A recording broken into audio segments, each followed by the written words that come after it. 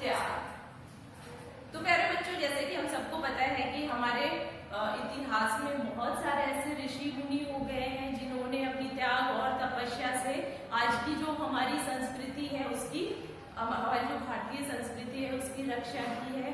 उन्हीं आज जो हमारी भारतीय संस्कृति है उन्हीं की वजह से फली फूली है। उन्होंने अपने जीवन का बलिदान दिया इस संस्कृति की रक्षा के लिए। तो ऐसे ही एक ऋषि के बारे में आज हम पढ़ेंगे कि पौराणिक काल में क्या हुआ कि देवताओं और दानवों के बीच में युद्ध हो गया। वृत्तासुर नाम का एक जो राक्षस था वो स्वर्ग पे अधिकार प्राप्त करना चाहता था। तो उस राक्षस को किसी दिव्यास्त्र से ही मारा जा सकता था और उस समय पे ऋषि दादीच ने अपनी अस्थियां दी, अपने जीवन का बलिदान दिया और अपनी अस्थियां दी, जिससे इंद्र को एक दिव्यास्त्र मिला जिसे हम वज्र कहते हैं और उसी वज्र से वो वृत्तासुर का अंत हुआ। सभी बच्चे पेज नंबर 76 निकालेंगे। शुरू करते हैं हमारा आज का पाठ। प्रस्तुत पाठ में हमारे देश में हुए महादानी महातपस्वी महर्षि दधीची के त्याग का वर्णन किया गया है। उन्होंने लोक में धर्म की रक्षा हेतु अपने प्राण त्याग कर अपनी अस्थियां देवराज इंद्र को दे दी, जिनसे एक दिव्य शस्त्र बनाया गया और असुरों का वध करके धर्म की रक्षा की गई। एक बार देवताओं और दानवों में युद्ध छिड़ गया। दानव स्वर्ग पर अधिकार करना चाहते थे। देवताओं ने दानवों को हराने के लिए अनेक प्रयत्न किए मगर सफल नहीं हुए। कि जैसे कि हम लोग कई बार टीवी सीरियल्स में भी देखते हैं ना कि या कई कथाओं में हमने सुना है कि जो दानव होते हैं वो बार बार स्वर्ग पे अधिकार प्राप्त करना चाहते हैं और देवताओं से युद्ध करते हैं। तो ऐसा ही एक बार हुआ कि दानवों ने स्वर्ग प्राप्ति के लिए देवताओं से लड़ाई करना शुरू कर दिया। दानवों का सेनापति वृत्रासुर महापराक्रमी था। उसने तपस्या के बल पर अनेक वरदान प्राप्त किए थे जिनके कारण वह अजय बन गया था। तो ये जो राक्षस होते थे, दानव होते थे, ये क्या करते थे? घोर तपस्या करते थे। फिर ये लोग वरदान प्राप्त कर लेते थे जिससे कि इन्हें हराना, किसी भी युद्ध में हराना मुश्किल हो जाता था। तो इसी वजह से कई बार भगवान ने इन्हीं असुरों को मारने के लिए अवतार भी लिए। ये हम लोग जैसे सुना हुआ होगा अपनी पुरानी जो कहानियां होती है उनमें भी होता है कि कई बार देवताओं ने और दानवों ने ऐसे वरदान प्राप्त किए और लोगों को परेशान करना शुरू किया और इसके लिए फिर भगवान को क्या करना पड़ा? धरती पे कई बार अवतार लेना पड़ता था और कई बार देवताओं को बहुत बार परेशान होना पड़ता था। देवता स्वर्ग लोग छोड़ के चले जाते थे। तो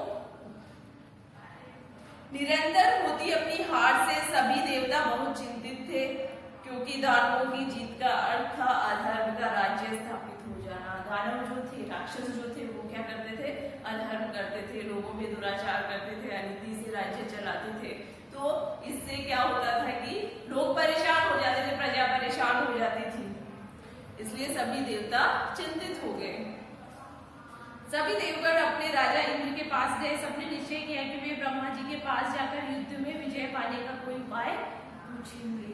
तो जितने भी देवता थे वो सब मिलके कहाँ पे गए? ब्रह्मा जी के पास गए और सबने निश्चय किया कि वे ब्रह्मा जी से पूछेंगे कि इस राक्षस को हराने का, इस राक्षस को मारने का कोई उपाय बताइए। अगले ही दिन सभी देवगण अपने राजा इंद्र के साथ ब्रह्मा जी के पास पहुंचे। इंद्र ने निवेदन किया, प्रभु आप तो जानते ही हैं कि हम दानवों से लगातार हारते जा रहे हैं। इस असफलता से हम बहुत निराश हैं, हमारा उत्साह ठंडा पड़ गया है। कृपया कोई ऐसा उपाय बताइए कि युद्ध में हमारी विजय हो सके। अब बहुत चिंतित अवस्था में जो इंद्र है वो ब्रह्मा जी के पास जाते हैं और उनसे बोलते हैं कि वृत्तासुर को मारने का कोई उपाय बताइए। ब्रह्मा जी बोले, देवराज दानवों के सेनापति वृत्तासुर को साधारण अस्त्रों से परास्त करना असंभव है, तो क्या हम दानवों से हार मान ले? इंद्र ने पूछा, क्या उन्हें परास्त करने का कोई उपाय नहीं है? तो देवराज इंद्र कहते हैं कि क्या हम दानवों से हार मान लें? उसके पास अगर इतनी शक्तियां हैं तो फिर हमें भी कोई उपाय बताइए जिससे हम उस दानव पे विजय प्राप्त कर सकें। ब्रह्मा जी ने थोड़ी देर सोचकर कहा, वृत्रासुर को मारने का केवल एक ही उपाय है, उसे केवल किसी दिव्य अस्त्र द्वारा ही परास्त किया जा सकता है। तो ब्रह्मा जी ने देवताओं को बताया कि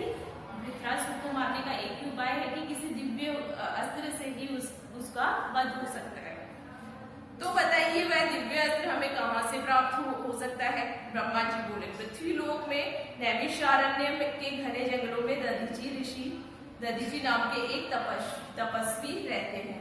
उन्होंने तपस्या के बल पर अपने अंदर अपार शक्ति जुटा ली है। यदि उनकी अस्थियों का अस्त्र बनाकर वृत्रासुर पर प्रहार किया जाए तो उसकी मृत्यु निश्चित है।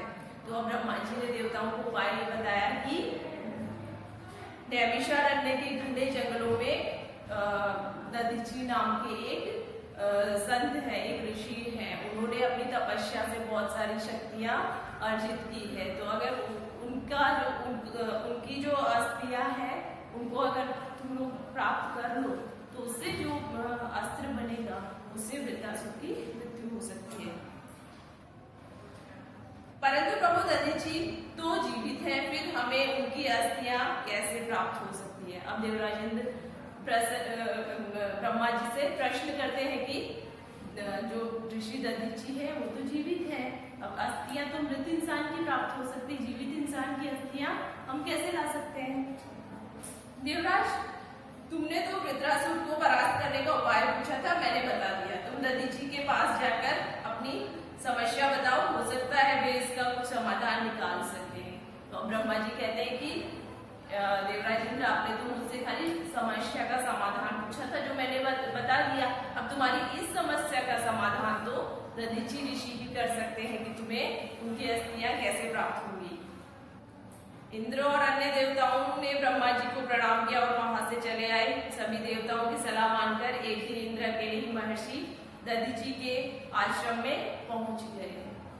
अब जो देवराज इंद्र है वो ऋषि के पास जाते हैं। दधीची उस समय ध्यानावस्था में थे। समाधि टूटने के बाद जब उन्होंने आंखें खोली तो इंद्र को अपने सामने खड़े पाया। पूछा, देवराज कहिए कैसे आना हुआ? जब देवराज महर्षि के पास गए तो महर्षि जो है वो ध्यान अवस्था में बैठे थे। जब उनकी ध्यान अवस्था टूटी तो उन्होंने अपने सामने इंद्र को देखा तो पूछते उनसे आने का कारण।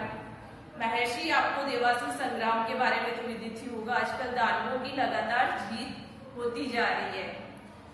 उनका सेनापति वृत्रासुर महापराक्रमी है। देवताओं के लिए उसे पराजित करना संभव प्रतीत नहीं होता।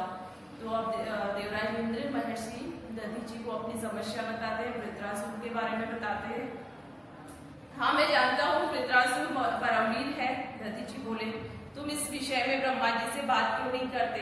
वे इस समस्या का कोई ना कोई हल अवश्य बताएंगे। तो दधीची ऋषि है वो देवराज इंद्र से कहते हैं कि ये समस्या का समाधान तो आप ब्रह्मा जी से जाके पूछिए, इस समस्या का कोई ना कोई हल अवश्य होगा। मैं उनसे बात कर चुका हूँ, उन्होंने वृत्रासुर को मारने का एक उपाय भी बताया है। परंतु अब देवराज कैसे बताए दधीची ऋषि को एकदम से कि उन्होंने जो उपाय बताया है वो ये है कि आपकी अस्थियों से ही उसको मारा जा सकता है। आपकी अस्थियों से जो अस्त्र बनेगा उससे ही वृत्रासुर को मारा जा सकता है। परंतु क्या देवराज, आप रुक क्यों गए? बताइए, ब्रह्मा जी ने क्या उपाय बताया? दानवों की हार तो होनी ही चाहिए, अन्यथा चारों ओर अन्याय और अधर्म का बोलबाला हो जाएगा। अब दधीची ऋषि देवराज इंद्र से कहते हैं कि बताइए ना देवराज इंद्र, परंतु क्या दानवों की हार तो जरूर होनी चाहिए, नहीं तो ऐसे ही अधर्म फैलता ही रहेगा। वृत्रासुर को मारना बहुत जरूरी है। क्षमा करें महर्षि, उन्होंने बताया कि केवल आपकी अस्थियों से बनाए गए वज्र से ही वृत्रासुर का वध किया जा सकता है। देवराज, आप चिंता न करें, वृत्रासुर का वध अवश्य होगा। यदि मेरी अस्थियों से किसी पापी का नाश हो सकता है तो मेरे लिए इससे बड़े सौभाग्य की बात और क्या हो सकती है। तो यहाँ पे दधीची ऋषि कहते हैं कि देवराज, आप चिंता मत करिए, मेरी अगर अस्थियों से ही वृत्रासुर का नाश होगा तो मेरी अस्थियां मैं आपको जरूर दूंगा, उसका नाश जरूर होगा।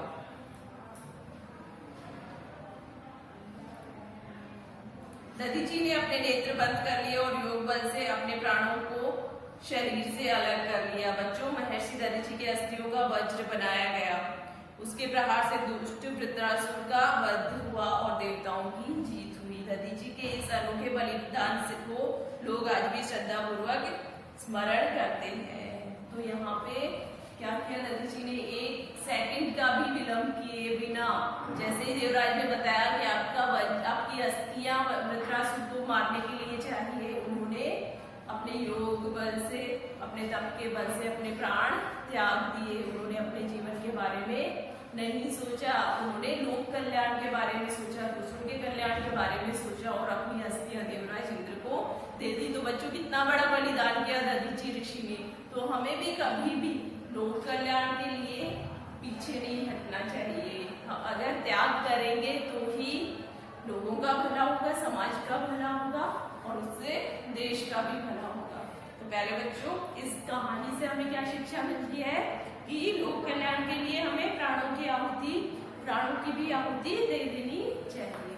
हमारे पाठ यहाँ पे समाप्त।